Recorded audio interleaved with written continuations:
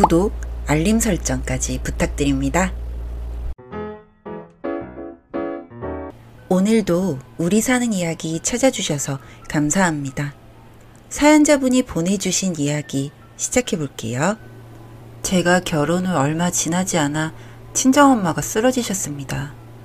아빠는 어릴 때 돌아가셨고 제가 결혼하면서 집에 혼자 계시게 된 엄마는 적적하시다며 아이돌봄 봉사를 하러 다니시다가 무리를 하셨는지 뇌출혈로 쓰러지시게 된 거였죠. 뇌출혈 후유증은 지켜봐야 한다고 해서 병간호한다고 퇴직하고 엄마 옆에 붙어있기를 1년 남짓. 고민 끝에 엄마를 요양병원으로 모시기로 결정했습니다.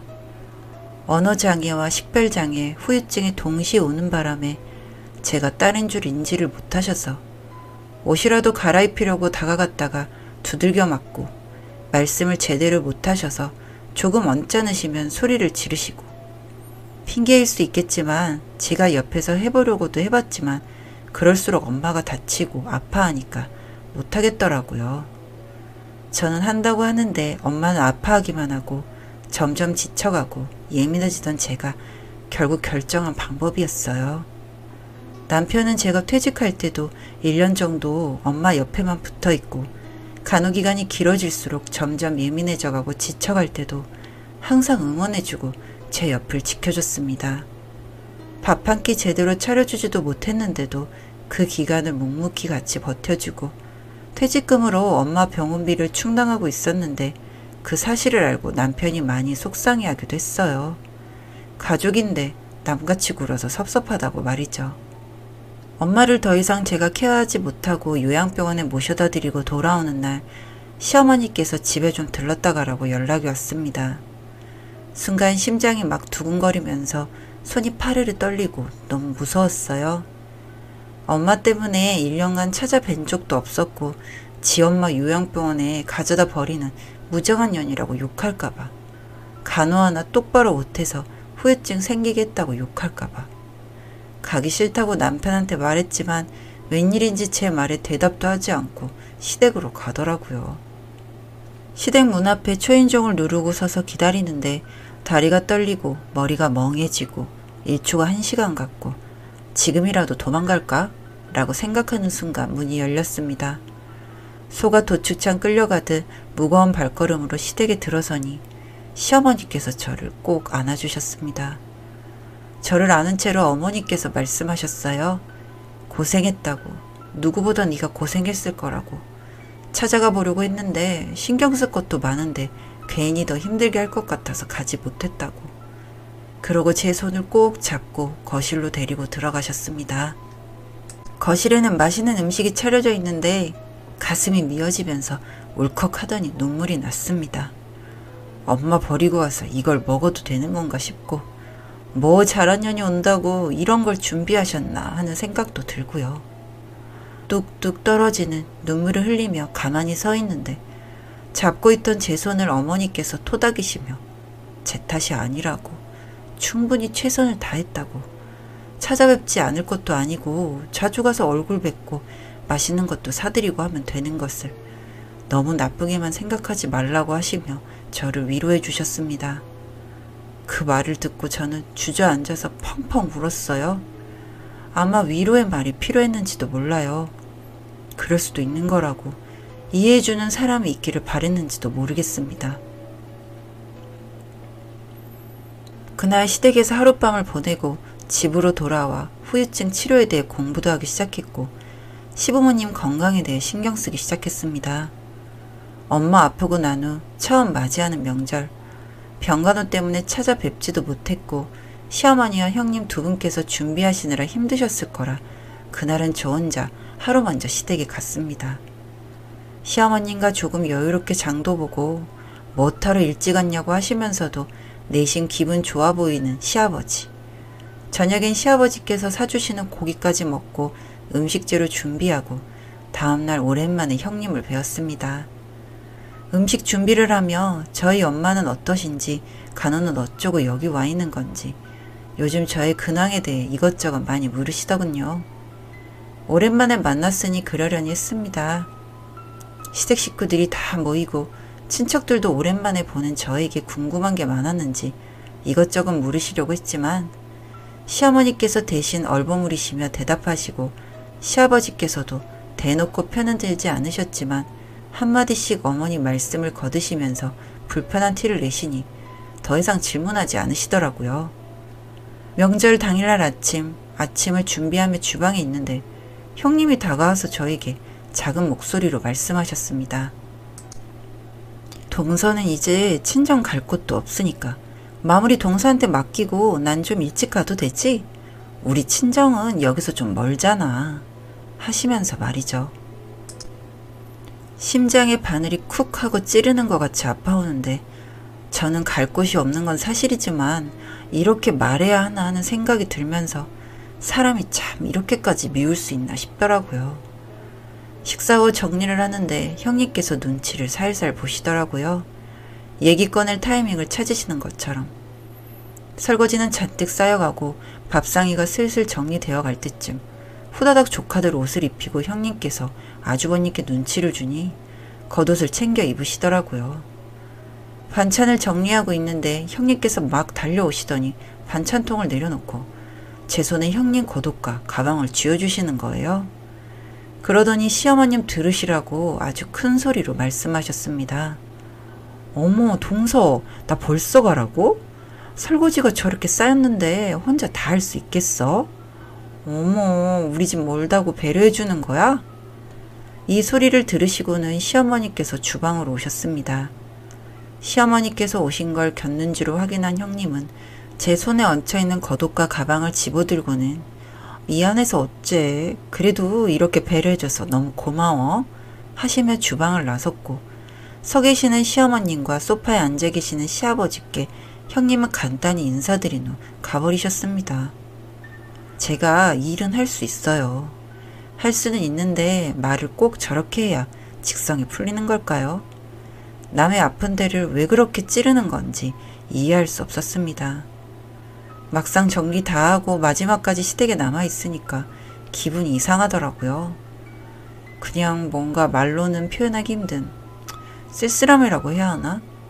시어머니께서 싸주신 명절 음식 봉투를 만지작거리며 서 있으니 남편이 이제 우리도 가자며 겉옷을 챙겨 입더군요. 그래, 우리도 집에나 가자 하며 봉투를 들고 인사드리려는데 시어머니께서 겉옷을 입고 나오셨습니다. 시아버지께서는 이미 알고 계시는 외출이신 듯 어디 가냐고 묻지도 않으셨고 저희 가는 길에 어디 데려다 드려야 하나 보다 하고 어머님과 함께 차에 올라탔습니다. 차 안에서 시어머니 핸드폰이 울렸고 전화를 받으셨는데 통화소리가 워낙 커서 듣고 싶지 않았는데 들렸고 들리지 않은 척 하고 싶었는데 눈물이 쏟아졌습니다. 전화를 건 사람은 어제 저녁에 시댁에 들렀던 사촌분이었어요. 작은 며느리가 지 엄마 병원에 갖다 버렸다며? 알고 있었어, 형님? 또박또박 한 글자 한 글자 명확하게 들리는 목소리. 운전하던 남편도 그 소리에 놀라 차를 멈춰 세웠고 저는 그저 옆에서 눈물만 흘리고 있었습니다.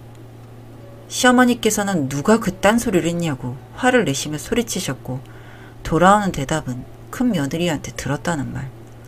작은 며느리가 생긴 거랑 다르게 아주 독하다는 대답.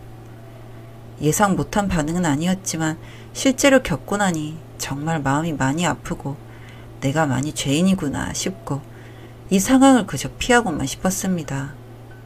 시어머니께서는 그냥 집을 돌아가시겠다고 하시며 차에서 내려 택시를 타고 집으로 가셨고 저는 아무 말도 하지 않고 그저 울며 집으로 돌아왔습니다. 형님께 전화해서 따지고 싶었습니다. 왜 그러셨는지, 왜 남의 얘기를 막 하고 다니셨는지, 그런 얘기하면서 상처받을 사람은 생각도 안 하셨냐고 말이죠. 그저 내 엿보거니, 내 잘못이거니 하며 침대에 누워 잠이 들었습니다. 자다 깨어보니 한밤중이었고 남편은 소파에 앉아 TV를 보고 있더군요. 제가 일어나서 나오자 핸드폰을 꺼내어 자랑하듯 내비는 남편. 그 화면 안에는 저희 엄마가 있었습니다. 제가 자는 동안 엄마에게 다녀왔다고 하는데 또 눈물이 나더라고요. 참, 못난 나는 내 기분만 생각하고 이러고 있는데 이 사람은 우리 엄마까지 챙기고 왔구나 하는 생각에 고맙고 미안해서 엄마 사진을 보며 한참 울었어요. 엄마 병원도 더 좋은 곳이 있나 틈틈이 알아보고 후유증 관련해서 공부도 하고 그러다 보니 자연스레 건강에 신경도 쓰게 되고 저희 거 영양제 사면 시부모님 거 챙기고 건강검진 무조건 때에 맞춰서 같이 가서 체크하고 가정용 혈압기 사다 놓고 혈당 체크하시는 거 사다 놓고 매일은 아니지만 일주일에 한 번 이상은 꼭 전화드려서 혈압 측정은 하셨는지 당 체크 하셨는지 물어보는 게 제 일이 됐죠.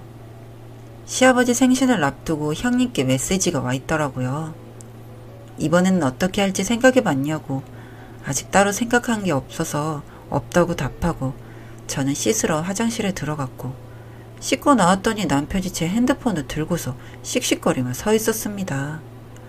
무슨 일이냐고 물었는데 형님이 친정에 따로 들어가는 돈도 없는데 이번 생신 때 저보고 돈 더 내라고 하셨답니다. 본인들은 양가 챙기랴 아이들 챙기랴 요즘 너무 힘들다고요.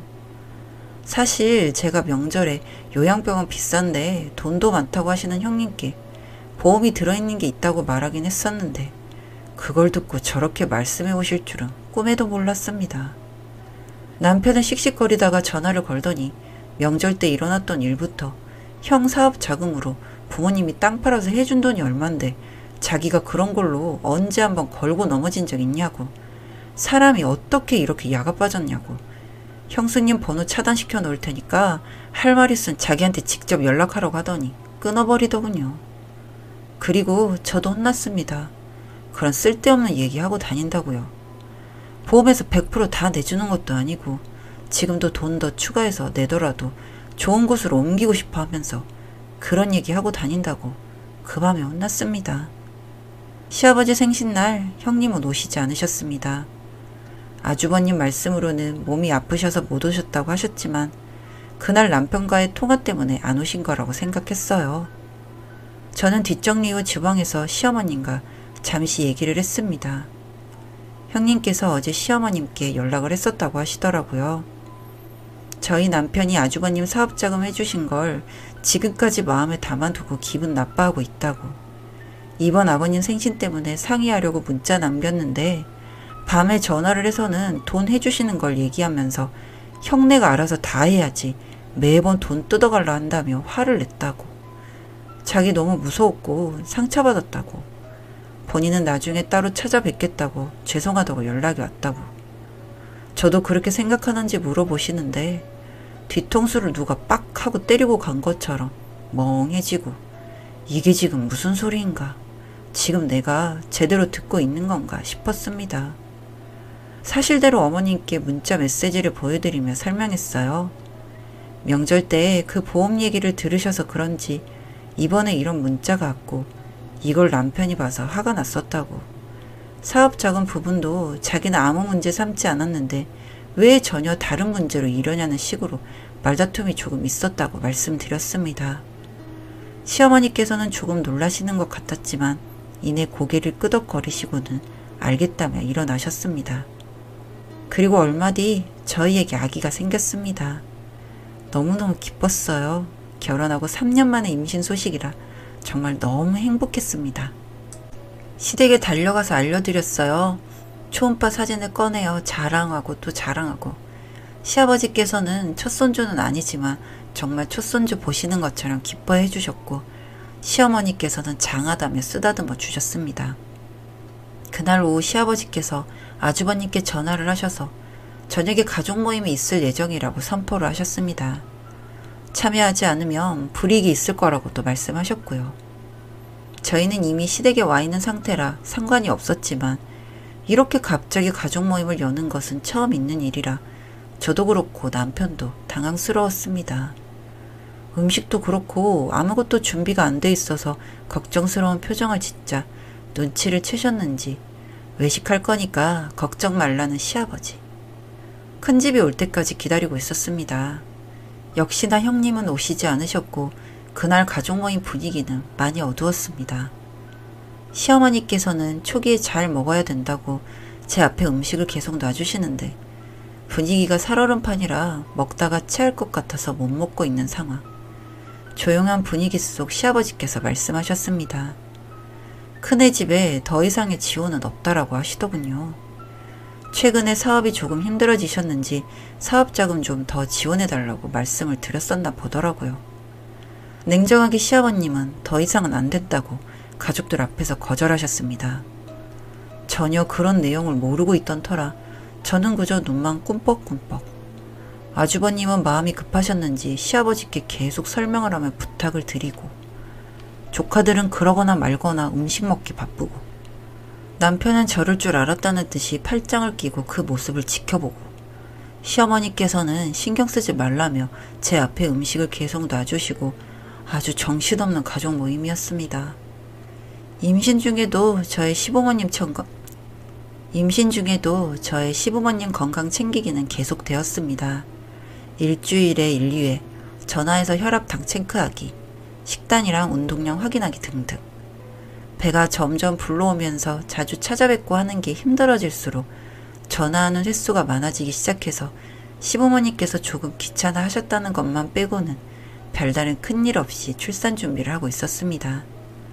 제가 진통할 때도 시어머니께서 옆에 와서 계셔주셨고, 친정 엄마가 필요한 순간 빈자리가 느껴지지 않게 도움을 많이 주셨습니다.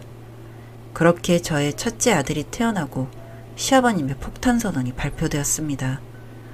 본인들도 몸이 아프면 요양병원에 갈 것이고 그 비용은 미리 준비해뒀으니 이건 절대 무슨 일 있어도 자식들에게 주지 않을 것이라는 것과 그 나머지 모든 재산을 둘째 며느리에게 상속한다라고 말이죠.